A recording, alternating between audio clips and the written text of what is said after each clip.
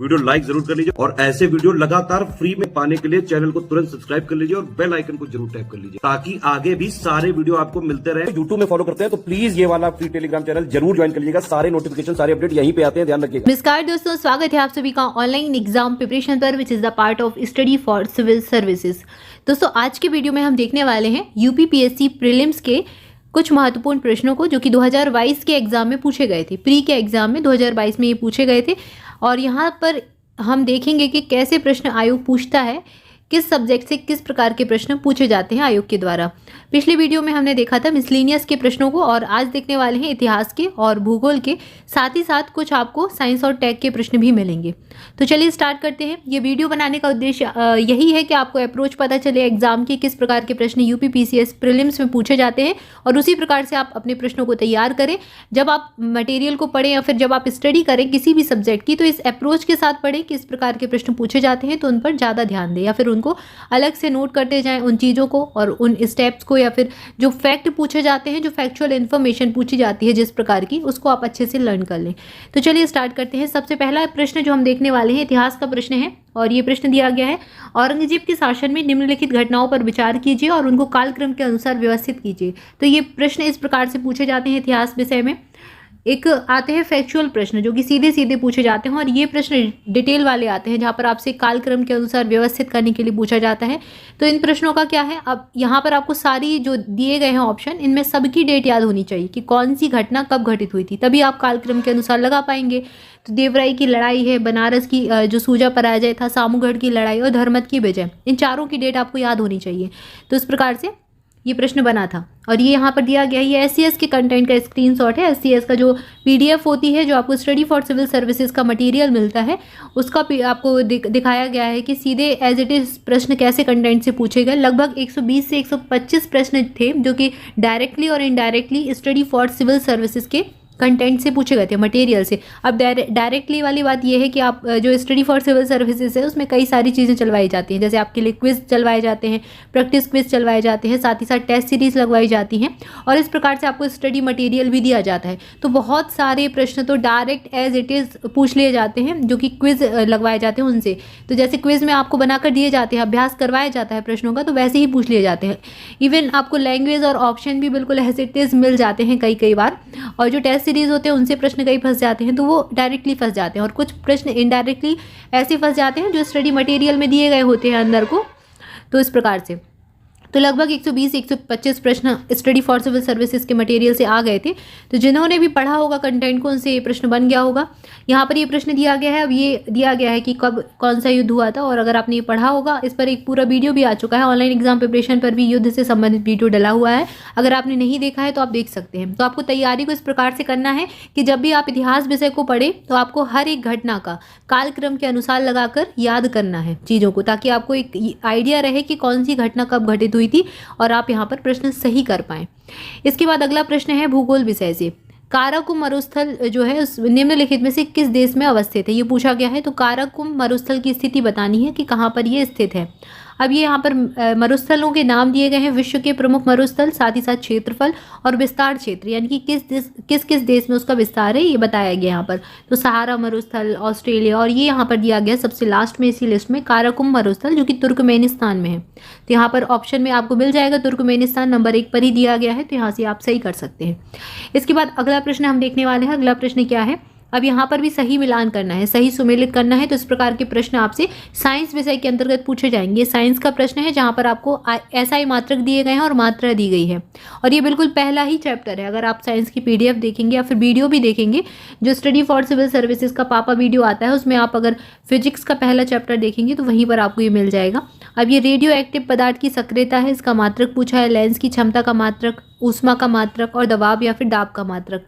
अब इसमें सही सुमेलित नहीं है ये बताना है, यानी कि एक ऐसा है जो सही सुमेलित नहीं है, बाकी की 3 सुमेलित है। तो ऊष्मा का मात्रक तो जूल होता है, सही दिया गया है। दाब का बल या फिर क्षेत्रफल होता है, तो यहाँ पर बल क्षेत्रफल ये मात्रक होता है, और यहाँ पर ये पास्कल मात्रक होता है। तो ये सारी चीज़ें यहाँ पर दी गई हैं। लेंस का मात्रक भी डायोप्टर दिया गया है, सही दिया गया है। तो यहाँ पर ये सारी चीज़ें आपको एक्सप्लेन करके भी बताई गई हैं कि कौन सा मात्रक किसका होता है और किसका नहीं होता है।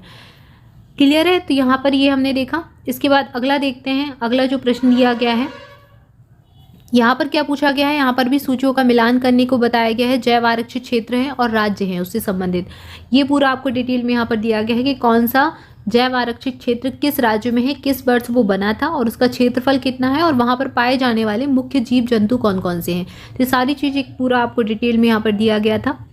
इसके बाद अगला प्रश्न जो है गोल से पूछा गया है। जो सतत विकास गोल होते हैं, सस्टेनेबल डेवलपमेंट गोल 17 होते हैं और उनमें से पूछ लिया गया आपसे 10, 13, 14 और 15 पूछा और उनको मिलान करने के लिए पूछा कि कौन से गोल का विषय क्या है, किस गोल से संबंधित है।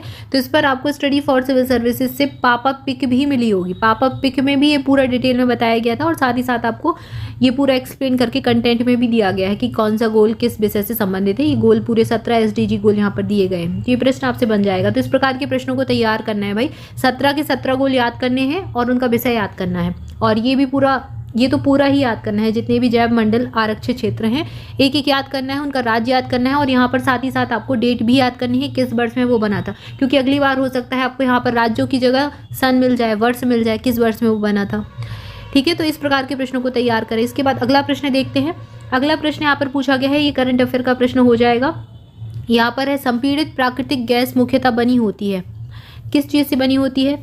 मीथेन से, प्रोपेन से, एथेन से, ब्यूटेन से। तो ये बता दिया गया है कि जो CNG है, CNG किन किन चीज़ों से मिलकर बनती है? मीथेन, ब्यूटेन, ये इसके प्रमुख घटक होते हैं। सारा कुछ यहाँ पर डिटेल में आपको दिया गया है। ये प्रश्न क्या है, famous Ruhr coal field is situated in which of the following countries. तो ये रोहर का पूछा गया है कहाँ पर, किस कंट्री में ये सिचुएटेड है, यहाँ पर ये बताया गया है। तो ये जर्मनी में सिचुएटेड है। ऑप्शन बी सही उत्तर हो जाएगा, कोल के बारे में बताया गया है। इसके बाद अगला प्रश्न है, ये प्रश्न भूगोल से पूछा गया है। भूगोल में महासागर दिए गए हैं और अधिकतम गहरा बिंदु इसमें दिया गया है। तो हर एक महासागर का गहरा बिंदु कौन सा है, डीपेस्ट पॉइंट कौन सा है, ये आपको याद करके जाना है। सारे महासागर यहाँ पर दे दिए गए हैं और उनके गहरे बिंदु को उनसे मिलान करना है। तो ये आपको मिला होगा स्टडी फॉर सिविल सर्विसेज के कंटेंट में, ये भी यहाँ से दिया गया है। अगला प्रश्न यहाँ पर पूछा गया है, निम्नलिखित में से किसने भारत के राष्ट्रपति का पद ग्रहण करने से पूर्व उपराष्ट्रपति के पद पर कार्य नहीं किया है। तो कुछ राष्ट्रपति ऐसे रहे जो पहले उपराष्ट्रपति रहे फिर राष्ट्रपति बन गए। तो इनमें से कौन है जिन्होंने उपराष्ट्रपति के रूप में कार्य नहीं किया लेकिन वो भारत के राष्ट्रपति रहे, तो ये बताना है यहाँ पर।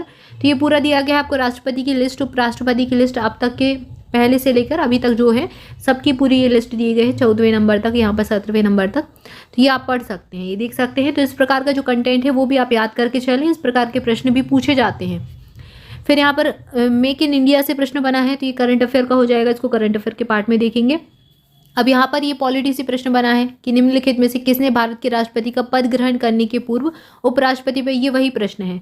और ये यहाँ पर ये बताया गया है कि भाई ये सीधा देखो बताया था ना अभी के सीधा एज इट इज प्रश्न पूछ ले जाते। तो आपको ये प्रैक्टिस करवाई गई है क्विज में, जो पेड क्विज चलते हैं स्टडी फॉर सिविल सर्विसेज के, उसमें आपको ये लगवाया गया था प्रश्न और ये सीधा ये दिया गया है, सेम एज इट इज प्रश्न ये पूछ लिया गया है। इसके बाद अगला प्रश्न यहाँ पर हम देखने वाले हैं, the first airport powered by solar energy in India इस, कौन सा है। और ये करंट अफेयर का प्रश्न है और ये प्रश्न भी आपको यहाँ पर लगवाया गया था इस प्रकार से। अगला प्रश्न दिया गया है, ये गंगा एक्शन प्लान के बारे में पूछा गया है जो कि 1985 का था। तो इसका उद्देश्य पूछा गया है और ये पूरा आपको SCS की PDF में मिला होगा। गंगा एक्शन प्लान सबसे पहला 1985 जल शक्ति मंत्रालय का प्लान था और ये पूरी डिटेल यहाँ पर इसमें दी गई है। इसके बाद यहाँ पर एक प्रश्न दिया गया है कि कौन सा एक देश स्थल रुद्ध है। तो स्थल रुद्ध यानी कि वो कहीं और से कनेक्टेड नहीं है। लैंडलॉक कंट्रीज जो होती हैं वो पूछा गया है कि जिनकी सीमा कहीं अंतर्राष्ट्रीय सीमा नहीं लगती या फिर जलीय सीमा नहीं लगती, तो ये बताना है। और स्थल रुद्ध देशों के देश उन देशों को कहा जाता है जिनकी अंतर्राष्ट्रीय सीमाएं नहीं होती और समुद्र से सीमा नहीं होती। ये डिटेल यहीं पे वही दी गई है। और ये एशिया में हर एक महाद्वीप के आपको यहाँ पर देश बताए गए हैं। एशिया में 12 देश ऐसे हैं जो स्थल रुद्ध हैं या फिर लैंडलॉक कंट्रीज हैं। अफ्रीका में ऐसे 16 देश हैं, सबके नाम दिए गए हैं। यूरोप के भी दिए गए हैं और दक्षिण अमेरिका के भी दिए गए हैं। और यहाँ पर ये आप चुन सकते हैं, 4 नामों में से देख सकते हैं। तो यहाँ पर हमने कुछ प्रश्न देखे जो कि UPPSC प्रीलिम्स 2022 में पूछे गए थे, PYQ थे ये। और आपको इस प्रकार से ही पढ़कर जाना है, इस प्रकार के प्रश्नों को आप तैयार कर जाएं। जब भी आप पढ़ें कंटेंट को या फिर आप स्टडी करें किसी भी सब्जेक्ट की, तो आप अपनी अप्रोच इस प्रकार से रखें, इन सारी पॉइंट्स पर ज़्यादा ध्यान दें। प्रश्न लगाने का उद्देश्य यही होता है, आपसे बार बार कहते हैं कि PYQ जरूर लगाएं, उसका उद्देश्य यही होता है कि आपको एग्जाम के अप्रोच पता चले कि आयोग किस प्रकार के प्रश्न पूछता है। और अगर आपने ये इतना कर लिया तो आपसे एग्जाम निकल जाएगा, सिलेक्शन हो जाएगा आपका आराम से। तो इन चीज़ों को ध्यान में रख कर चलें और अपना जब अध्ययन करें किसी भी विषय का, तो इन सारी चीज़ों को एक बार थोड़ा ध्यान से देख लें या फिर अलग से नोट कर लें उन सारे पॉइंट्स को, ताकि रिवाइज करने में आसानी हो। तो चलिए अगले वीडियो में और किसी सब्जेक्ट को देखेंगे। आज के लिए इतना ही, मिलेंगे नेक्स्ट वीडियो में। तब तक के लिए आप ऑनलाइन एग्जाम प्रिपरेशन के साथ जुड़े रहें। चैनल को सब्सक्राइब जरूर कर दें, वीडियो को लाइक जरूर कर दें। और अगर आप ऐसा कंटेंट लेना चाहते हैं, स्टडी फॉर सिविल सर्विसेज का कंटेंट लेना चाहते हैं, तो ये नंबर्स दिए गए हैं, यहाँ पर 3 नंबर्स दिए गए, या फिर डिस्क्रिप्शन में भी आपको डिटेल मिल जाएगी कैसे ज्वाइन करना है, कहाँ पर जाना है, किन नंबर्स पर कॉल करना है, तो आप जानकारी ले सकते हैं। इन नंबर्स पर आप कॉल करेंगे तो आपको पूरी इन्फॉर्मेशन मिल जाएगी कैसे क्या आप ले सकते हैं। किसी भी विषय के लिए या फिर किसी भी एग्जाम के लिए आप स्टडी मटेरियल मंगवा सकते हैं। Thank you so much, thank you for watching this.